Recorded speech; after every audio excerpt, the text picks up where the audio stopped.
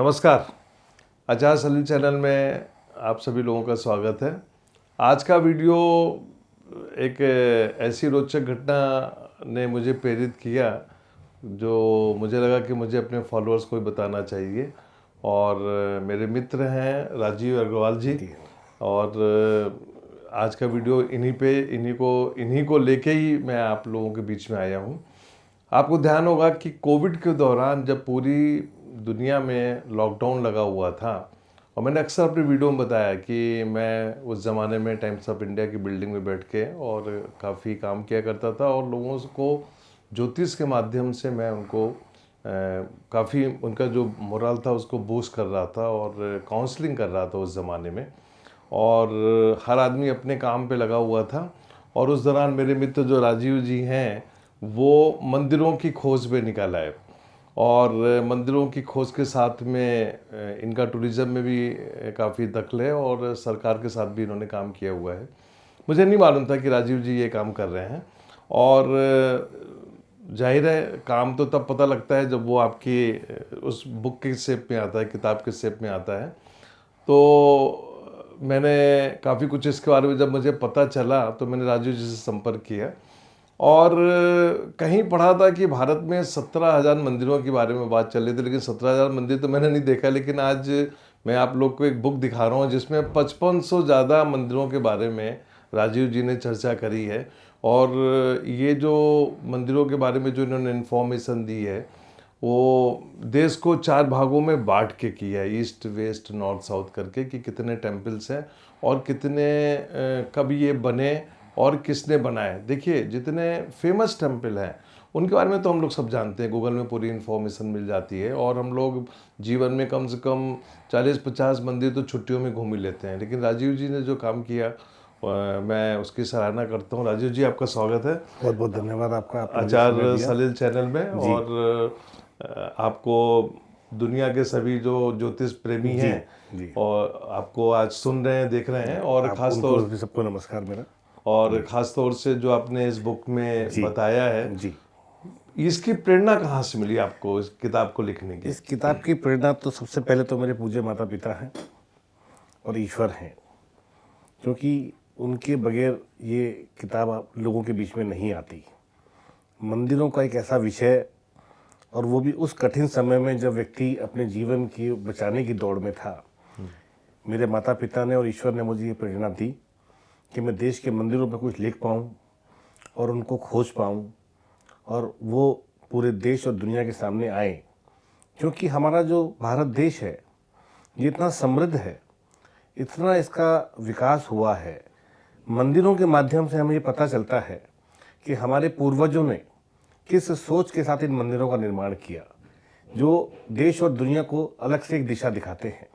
भारत का ऐसा कोई कोना नहीं है जहाँ मंदिर नहीं है। हम जब पढ़ते थे या हम अभी भी कहीं हम बात करते हैं तो हमको सुनने में आता है कि हिमाचल देवभूमि है, उत्तराखंड देवभूमि है। पर इस किताब का अध्ययन करने के बाद और इस किताब को पूरा करने के बाद मैं ये कह सकता हूँ, इस पूरे देश का पग पग और कण कण देवभूमि है। ऐसा कोई चौक चौराहा चौबारा नहीं है जहाँ मंदिर नहीं है। मंदिर ऐसे ऐसे अद्भुत हैं हमारे देश में जिनके बारे में लोगों को जानकारी नहीं है, और वो कोई एक दिशा में नहीं है, वो चारों दिशाओं में आपको ऐसे ऐसे मंदिर मिलेंगे। चाहे आप कश्मीर चले जाएं, आप त्रिपुरा चले जाएं, आप कन्याकुमारी चले जाएं, आप कच्छ में चले जाएं, किसी भी कोने में आप जाएंगे, हमारे देश की संस्कृति, हमारे देश की समृद्धता इन मंदिरों के माध्यम से झलकती है और देश और दुनिया को एक नया संदेश देती है। तो आपने जब इन मंदिरों के बारे में लिखने का सोचा जी, तो कहाँ से स्टार्टिंग कहाँ से हुई आपकी? बेसिकली कोविड के समय में एक दिन सुबह पूजा करते के समय मेरे मन में ऐसा आभास आया कि मैं इस देश के मंदिरों के बारे में कुछ लिखूं। हमारे देश में जितने ज़िले हैं उन ज़िलों की एक आधिकारिक वेबसाइट है, और उस वेबसाइट पर एक टूरिज़्म का सेक्शन है। उसमें ना केवल मंदिर यानी धार्मिक स्थल, उसमें मंदिर, मस्जिद, गुरुद्वारे, वहाँ के जो मॉन्यूमेंट्स हैं, वहाँ के जो पार्क्स हैं, उन सब के बारे में जानकारी है। तो मेरा बेस वो है, क्योंकि वो एक ऑथेंटिक जानकारी है। हर जिले का अपना एक ऑफिशियल वेबसाइट है। फिर हमारा जो देश का जो मिनिस्ट्री ऑफ टूरिज्म है, उसकी अपनी एक बहुत अच्छी वेबसाइट बनी हुई है, incredibleindia.org। उसमें भी रिलीजियस टूरिज्म के ऊपर और धार्मिक स्थलों के ऊपर एक अलग से एक सेक्शन बना हुआ है। और हर राज्य का जो टूरिज्म डिपार्टमेंट है, उसकी भी अपनी एक वेबसाइट है। बल्कि मैं आपको एक बड़ी विचित्र बात बताता हूँ साहब, कि अनेक ऐसे राज्य हैं, जैसे आंध्र प्रदेश हुआ, मध्य प्रदेश हुआ, राजस्थान हुआ, जिन्होंने देवस्थानम के ऊपर एक अलग से वेबसाइट बना रखी है जी। जिसके बारे में लोगों को कम पता होता है, क्योंकि वहां तक हम पहुंच नहीं पाते। हमारी सोच जो है कुछ लिमिटेड मंदिरों तक सीमित रह जाती है। पर ऐसे ऐसे मंदिरों के बारे में उनमें जानकारियां हैं, ऐसी ऐसी अद्भुत घटनाएं उन मंदिरों से जुड़ी हुई हैं, जिनके बारे में जब हम पढ़ते हैं तो उसमें मैंने नहीं सोचा था कि ये सब कार्य, ठीक है मेरा नाम है इसमें, पर ये सब मैं ईश्वर की ही देन मानता हूँ कि इतना बड़ा कार्य ईश्वर ने मुझसे करा लिया है। और ये ईश्वर ने अपने आप ही मुझे, बस मैं तो बानक हूँ उसका काम का, काम सब ईश्वर का ही है। तो मैं अपने फॉलोअर्स को बताना चाहता हूँ कि जो राजीव जी ने जो बुक लिखी है, तो आज उस बुक को दिखाते हैं। 4 खंड में ये बुक है। राजीव जी थोड़ा मदद कीजिएगा। जी प्लीज। उधर पीछे जी। तो ये चार खंडों में ये बुक है, और इसको इन्होंने बाकायदा ईस्ट वेस्ट नॉर्थ साउथ के हिसाब से बांटा है। और आइए अब चर्चा करते थोड़ा ईस्ट के बारे में, कि ईस्ट के बारे में बात करने के बाद फिर अपन चर्चा करेंगे कि और किस डायरेक्शन में जाए। तो राजीव जी, ईस्ट में किस मंदिर ने आपको सबसे ज़्यादा अट्रैक्ट किया, और कौन से मंदिर को आपने जाके विजिट किया? ईस्ट में मैंने बहुत सारे मंदिरों को विजिट किया, पर मैं अगर किसी एक मंदिर का नाम लूँगा तो बाकी मंदिरों के साथ बहुत बेइंसाफ़ी हो जाएगी साहब। क्योंकि ईस्ट ऐसे ऐसे वहाँ पे हमारे प्रदेश हैं। मैं आपको एक बहुत अच्छी बात बताता हूँ। हमारी जो शक्तिपीठ हैं, उनमें से 14 ईस्ट इंडिया में है, वेस्ट बंगाल में है। हमारे जो मंदिर हैं उड़ीसा में, उसमें सबको मालूम है जगन्नाथ मंदिर एक ऐसा विचित्र मंदिर है जिसकी पताका ही अलग दिशा में उसका विचरण होता है जी। और बारीपादा में एक ऐसा मंदिर है जिसका जो रथ है, एक विशेष दिन केवल महिलाओं को ही खींचा जाता है, महिलाओं द्वारा खींचा जाता है। वो जो वुमेन एम्पावरमेंट का जो संदेश ईस्ट इंडिया ने दिया, वो अपने आप में बहुत विचित्र स्थिति है। हमें संगमरमर के ऐसे ऐसे मंदिर मिलेंगे जो भगवान जगन्नाथ को समर्पित हैं। कोणार्क का सूर्य मंदिर जो यूनेस्को वर्ल्ड हेरिटेज साइट है, वो भी ईस्ट इंडिया में आता है। और मैं आपको एक बात और बताता हूँ, भुवनेश्वर कहने को वो एक शहर है, पर पूरे देश में सबसे ज़्यादा मंदिर अगर किसी एक शहर में है तो भुवनेश्वर में है। और आप उसमें देखिए कितना बड़ा कॉम्प्लेक्स है हमारे लिंगराज टेम्पल का, भगवान श्री राम का कितना बड़ा मंदिर है। हमारे जो 84 जो योनियों के जो मंदिर हैं, वो भी उसी में है, भुवनेश्वर के अंदर ही है। तो ऐसे ऐसे विचित्र मंदिर उड़ीसा में, असम में आप देखिए, त्रिपुरा में ऊनाकोटी में आप चले जाइए, करोड़ों शिवलिंग्स के वहाँ पे रिलीफ मिलेंगे आपको। हमारी जो एक शक्तिपीठ है त्रिपुरा में, उदयपुर में, वो भी हमारी शक्तिपीठ वहाँ बहुत सुंदर बनी हुई है। तो इस तरह से अनेकों अनेकों मंदिर हैं।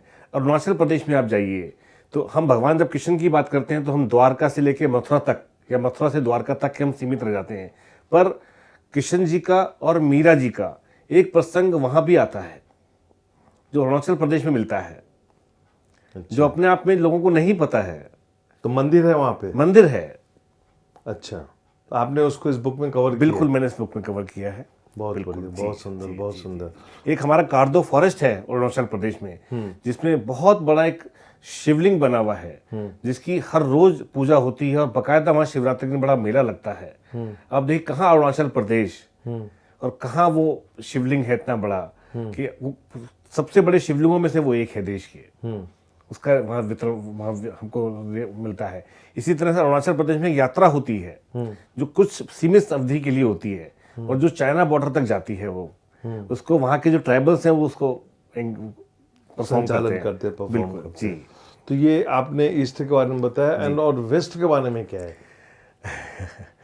वेस्ट में तो साहब देखिए आप, सन टेम्पल हमारा मोढेरा का, हमारी शक्तिपीठ अंबा जी की, हमारे कच्छ का नारायण सरोवर आप देखिए, हमारे महाराष्ट्र की अंबा जी, जो माहौर में हमारी जो शक्तिपीठ है, महालक्ष्मी जी का अपना अद्भुत टेम्पल है, महाशक्तिपीठ भी है।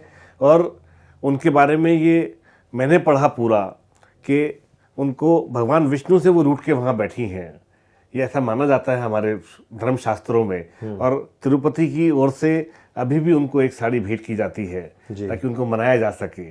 तो और गोवा में देखिए आप, जितने सारस्वत ब्राह्मण थे उन्होंने वहाँ सब मंदिरों की स्थापना की। आपको, हम जब गोवा की बात करते हैं तो हमारे दिमाग में सिर्फ बीचेस के बारे में बात आती है, चर्चेस के बारे में बात आती है, बट बहुत बड़े बड़े मंदिर वहाँ पर हैं जिसके बारे में जब हम देखते हैं उन मंदिरों के, उनकी जब दीप मालिकाएं देखते हैं हम, तो वो अपने आप में बहुत बड़े मंदिर हैं। हमारे महाराष्ट्र में हरिहर का एक बहुत बड़ा मंदिर है जिसमें करोड़ों शिवलिंग्स, छोटे छोटे शिवलिंग्स मिलाकर एक मंदिर बना है बहुत बड़ा। तो इस तरह से हम देखते हैं। मध्य प्रदेश आ जाए हम तो आप देखिए कि वहाँ मक्सी एक जगह है जहाँ पर कि थेफ्ट इम्पॉसिबल माना जाता है। वहाँ किसका मंदिर है? थेफ्ट इम्पॉसिबल वो मानते हैं कि भी वहाँ जो भगवान शनिदेव हैं उनकी वजह से वो वहाँ पर उसका कोई बुरी रेफरेंस आता है। अच्छा, बिल्कुल। इसी तरह से जब हम मध्य प्रदेश में अमरकंटक चले जाइए आप, हमारी जो सौंदेश, जो हमारी शिवलिंग है, हमारी जो शक्तिपीठ है, उसी के साथ वहाँ पे अनेकों मंदिर ऐसे ऐसे बने हुए हैं जबलपुर के अमरकंटक में, वहाँ हम देखते हैं। इसी तरह से ग्वालियर में हम देखते हैं बटेश्वर का मंदिर है। और जो हमारा जो पार्लियामेंट का डिजाइन है वो मुरैना के मंदिर से लिया गया है। बिल्कुल, वहाँ आप देखिए उसको। इसी तरह से जब हम बात करते हैं आपकी दतिया की, तो हमारी पीताम्बरा शक्तिपीठ है। सोनागीर जी का जैन मंदिर इतना फेमस है। फिर हम चले जाते हैं ओरछा मध्य प्रदेश में, तो आप देखिए वहाँ राजा राम राजा कहलाते हैं, उनको अभी भी सलामी दी जाती है वहाँ पर। और इसी तरह से एक ऐसा हमारा तीर्थ स्थान जो 2 प्रदेशों में बटा हुआ है वो है चित्रकूट धाम, जो कि रामघाट उत्तर प्रदेश में चला जाता है। और जो कामतानाथ जी की जो परिक्रमा होती है गुप्त गोदावरी है, या जहाँ भगवान राम ने प्रभु जो भरत जी को जो शरण पादुकाएं दी थी, वो सतना जिले में मध्य प्रदेश में आ जाता है। ओरछा का जो मंदिर है जी, उसमें भगवान श्री राम की जो मूर्तियां हैं वो लकड़ी की है जी। तो उसके बारे में कुछ आपने रिसर्च किया कि लकड़ी की मूर्ति क्यों है वहाँ? हाँ, उसके बारे में पूरा विवरण इसकी पुस्तक में दिया गया है। पूरा उसका रेफरेंस है कि कैसे उसका विचार आया, कैसे वहाँ के राजा ने उसको बनाया और किस तरह से उसकी देखभाल होती है, पूरा इसमें उसका विवरण दिया गया। ऐसे ही जगन्नाथपुरी जी का जो मूर्ति है वो भी चेंज होती है, 12 हर साल में चेंज होती है। तो उसका भी आपने लिटरेचर पूरा उसका विवरण है। मेरा एक सवाल ये था कि आप मध्य प्रदेश की चर्चा कर रहे हैं, तो मध्य प्रदेश में खजुराहो है। खजुराहो है साहब। तो खजुराहो का आपने मंदिर देखा होगा कि हर मंदिर में शिवलिंग है। हाँ जी। और शिव और बाहर जो है पूरा वो कामसूत्र का पूरी मूर्तियां लगी हुई हैं। इसका बारे में कुछ बताइए यदि आपको। देखिए, खजुराहो के जो मंदिर है, सबसे पहले तो सबसे विचित्र बात यह है उन मंदिरों के विषय में, आज के युग में, आज हम इन मंदिरों को बनाने के बारे में सोचें तो आज हमारे पास लाइट है, आने जाने के सुगम साधन है, कंप्यूटर है, सब सुविधाएं हैं। आज से 500, 700, 1000 साल पहले ना कोई कम्युनिकेशन था आपस में, ना कोई आने जाने का साधन था, ना कोई टेक्नोलॉजी थी, सिर्फ दिमाग था और उन मंदिरों को बनाने की ललक थी। और आप वो देखेंगे कि जो खजुराहो के जो मंदिर हैं पूरे देश से अलग मंदिर हैं, क्योंकि उन मंदिरों में ना लोहा इस्तेमाल हुआ है, ना कोई आपका सीमेंट इस्तेमाल हुआ है, केवल चूने से और बदरपुर से वो मंदिर बने हुए हैं। आप उन कामसूत्र की जब मूर्तियों को देखते हैं तो आपके मन में कहीं भी ऐसा कोई विचार नहीं आता। वो कामसूत्र जो है हमारे जीवन की एक पद्धति को, जो हमारे धर्मशास्त्र में जो दिए गए हैं 5 अंग हमारे जो जीवन के हैं, उनमें से एक को दर्शाने का साधन दिया गया है। और जब हम उनको देखते हैं, जिस शीशे से जो हमारे गाइड साहब हैं वहाँ दिखाते हैं, उससे हमको इतना अच्छा लगता है उनको देखने में। और वो आप मूर्तियां देखिए, आज भी ऐसा लगे अभी बना के रखी गई हैं, मैंने देखी है। और आप वो देखिए वहाँ मतंगेश्वर महादेव बाबा का मंदिर है, इतना बड़ा वो शिवलिंग है। और उसके बारे में माना जाता है कि जब वो शिवलिंग की ऊंचाई बढ़ रही है और जब वो शिवलिंग की ऊंचाई बढ़कर उस छत को छू जाएगी तो परले आ जाएगी। आप वहाँ गरुड़ भगवान की वो देखिए, आप वहाँ पर जो हमारे मूर्तियां बनाई गई हैं, आप उनकी बनावट देखेंगे तो इतना सुंदर और इतना, और वहाँ जैन मंदिरों का देखिए कितना बड़ा वहाँ पर पार्श्वनाथ जी का, कितने बड़े बड़े मंदिर, वहाँ जैन मंदिर भी बने हुए हैं। तो आपने अब इस बुक में जैन मंदिर, बौद्ध मंदिर सब कवर किया हुआ है? जी, इसमें Hindu temples, Jain temples, Buddhist temples, Sindhi temples, Shani Parihara temples, हमारी जो 7 जो बैठकें हैं भगवान ठाकुर जी की, उन सब के बारे में इस किताबों में लिखा हुआ है। ये बताइए कि आपने जब, जाहिर है कि आप चर्चा करते हुए, रिसर्च करते हुए आप मथुरा वृंदावन भी आए होंगे। जी तो मथुरा वृंदावन में बहुत मंदिर है जी ठीक है ना, और जो सबसे पुराना मंदिर है वो 300-400 साल पुराना है। जी। क्या कोई ऐसी खोज करी कि जो हजारों साल पुराना मंदिर मिला हो वृंदावन नहीं, में? हमारा जो निधिवन है वृंदावन में, वो हजारों साल पुराना ही है।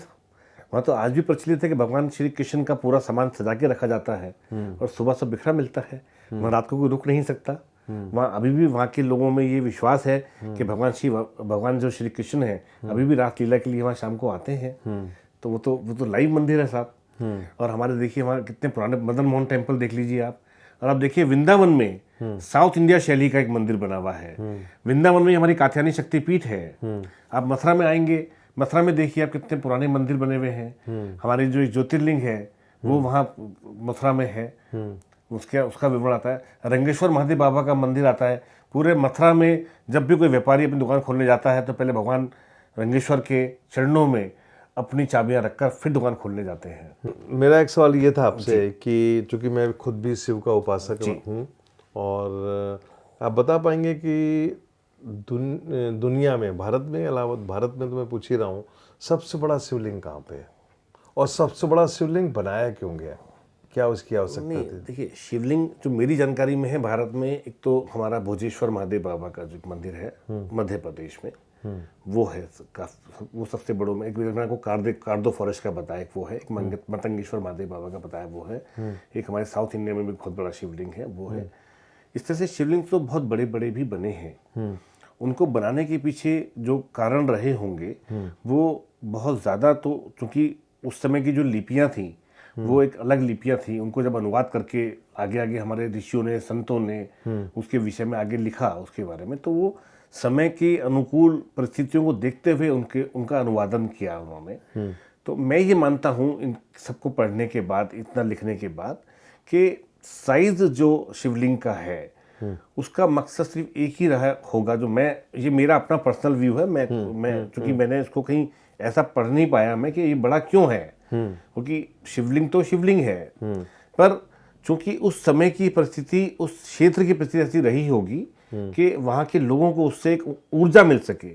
हमारे जो मंदिर है वो ऊर्जा के स्थान है, पॉजिटिविटी के साइन है वो सारे। तो लोगों को वहाँ की ऊर्जा मिलती है उन मंदिरों से। तो मैं उसको इस तरह से देखता हूँ। ठीक है। अच्छा, छत्तीसगढ़ में आपने एक शिवपुर का नाम सुना होगा। शिवपुर में अभी भी उत्खनन का काम चल रहा है और काफ़ी मंदिर निकल रहे हैं, और मोस्टली वहाँ पे शिव के मंदिर हैं। और फिर बाद में आप देखेंगे कि गौतम बुद्ध की बहुत मूर्तियाँ मिलेंगी वहाँ पे।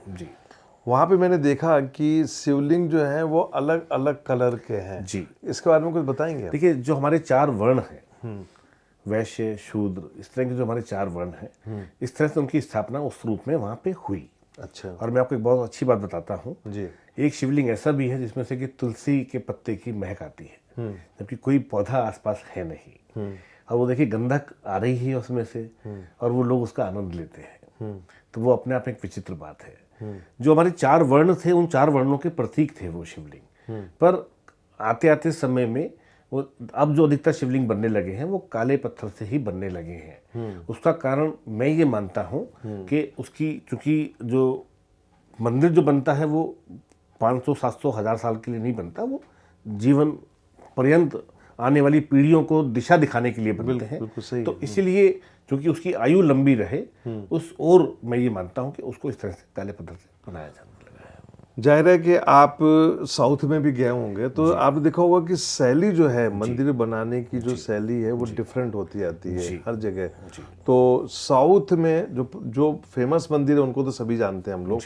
ऐसा कौन सा मंदिर है जो बताना चाहेंगे हमारे व्यूअर्स को, जिसके बारे में जानकारी कहीं नहीं मिले?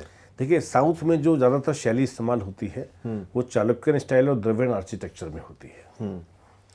जहाँ तक कोई किसी विशेष मंदिर की बात है तो आप देखिए, आप चिदम्बरम में नटराज मंदिर देखिए, वो अपने आप में विचित्र है। साइंटिस्टों ने प्रूव किया है कि भगवान नटराज का जो अंगूठा है वो इक्वेटर का साइन है। इसी तरह से जो हमारे 5 तत्व हैं, वायु, जल, अग्नि, उसके ऊपर 5 मंदिर जो हमारे साउथ इंडिया में स्थापित हुए हैं। उनमें से जो मंदिर हमारा अरुणाचलेश्वर है, उसकी तो वो बहुत विशाल मंदिरों में से एक है, और उसकी परिक्रमा भी बहुत विशाल है। पूरे पूरे पर्वत को क्रॉस करके वो मंदिर पर आती है। इसी तरह से जो श्री कालहस्ती का जो मंदिर है, वो अपने आप में काल सर्पयोग का ही बड़ा मंदिर कहलाता है, माना जाता है उसको, वहाँ पूजा होती है उसकी। इसी तरह से आप देखेंगे कि गोल्डन टेम्पल वेल्लोर में है, वो स्टार की शेप में बना हुआ है। विजयनगर में राम नारायण टेम्पल है, वो तीर कमान की शेप में बना हुआ है। तो इस तरह से जो हमारे मंदिर हैं, अब आप कन्याकुमारी जाएंगे तो जो वहाँ पे जो प्रतिमाएं हैं या जो कुमारी की जो पूजा होती है, वो कन्याकुमारी में सती की पूजा कुमारी के रूप में की जाती है। इसी तरह से जब हम नागरकोइल जाते हैं तो नागराज की पूजा वहाँ की जाती है। और मैं आपको एक बात और बताता हूँ, हम जब केरल की बात करते हैं तो केरल में ये माना जाता है कि भगवान परशुराम के द्वारा बसाया गया वो प्रदेश है। और अगर आप साउथ से लेकर नॉर्थ केरल तक जाएंगे तो वहाँ पर अलग अलग विविधताओं के मंदिर मिलेंगे। और आप वहाँ की नौका का जो देखते हैं, जो नौका दौड़ होती है, वो जब ओणम जब होता है फेस्टिवल हमारा, उस पर विशेष रूप से उसका आयोजन किया जाता है और देश और विदेश से उसके सैलानी आते हैं। आप उस आर्किटेक्चर को जब देखते हैं तो वो एक अलग आर्किटेक्चर है उनके मंदिरों का। और आप उस मंदिरों के बारे में देखिए, अभी आपको याद होगा, अभी जो मंदिर हमारा नॉर्थ केरल में है, उसमें एक मगरमच्छ रहते थे जो मंदिर के ही वासी थे और प्योर वेजिटेरियन थे। वो अभी उनका देहावसान हो गया थोड़े दिन पहले, और वो मंदिर का पार्ट थे वो। तो इस तरह से जीव जंतुओं, मानव, सबको संरक्षण देने वाले जो हमारे मंदिर हैं, ये उसी मंदिरों की शैलियों का प्रभाव है और उसी समृद्धि का ये प्रभाव है सब। तो आपको सबसे ज्यादा मंदिर कहाँ मिले, किस साउथ स्टेट इंडिया में। साउथ इंडिया में जी। और ये मंदिर किन किन देवी देवताओं के हैं? भगवान शिव के हैं, माता के हैं, हमारे हनुमान जी के बहुत हैं, और भगवान श्री राम के बहुत मंदिर हैं। और जहाँ जहाँ रामायण सर्किट तक पूरा सर्किट है ही, जो नॉर्थ से लेकर साउथ तक जाता है पूरा, पर हमारा महाभारत सर्किट भी उतना ही इम्पोर्टेंट पार्ट है। ओके। जिन्होंने पांडव जहाँ जहाँ भी गए अपने अज्ञातवास के दौरान, उन्होंने उसमें मंदिरों का ही निर्माण किया। अच्छा, तो वो बहुत इंपॉर्टेंट हमारा पार्ट है, जिसके बारे में लोगों को नहीं पता है। तो आपने इसको कवर किया इसको है कवर किया है जी, कि कहाँ कहाँ पांडव गए। हाँ जी बिल्कुल, पूरा अज्ञातवास महाभारत के सर्किट मैंने कवर किया है इसमें। वेरी गुड, बहुत बढ़िया। तो मैं तो 17,000 मंदिरों की बात हमेशा सोचा करता था। राजीव जी ने 5500 मंदिरों के बारे में अपनी इस बुक में, बुक का नाम है टेम्पल ऑन टूर, जो कि फ्लिपकार्ट में अवेलेबल है, और उसमें उन्होंने 5500 मंदिरों के बारे में चर्चा करी है और करीबन 3700 मंदिरों की पिक्चर भी दी है। तो मैं अपने फॉलोअर्स को चाहूँगा कि यदि उनको इंटरेस्ट हो तो इस पर जाके देखें अपना, और कोई भी क्वेश्चन हो तो वो मुझे मेल भी करें। राजीव जी का नंबर उस पर दिया हुआ है बुक्स में, आप उनसे डायरेक्ट भी संपर्क कर सकते हैं। तो मैंने काफ़ी चर्चा करी ईस्ट वेस्ट की। अब मैं नॉर्थ के बारे में राजीव जी से चर्चा करूँगा अगले एपिसोड में। और किसी भी मंदिर के बारे में यदि कोई जिज्ञासा है, कुछ जानना चाहते हैं तो बताएं, और मैं राजीव जी को दोबारा बुला के इस पर चर्चा करूँगा। नमस्कार। नमस्कार राजीव जी। बहुत बहुत धन्यवाद आपका, और आपके दर्शकों का भी, जो आपको फॉलोअर्स आपके सुन रहे हैं, देख रहे हैं, उनको भी बहुत बहुत नमस्कार। Thank you. नमस्कार।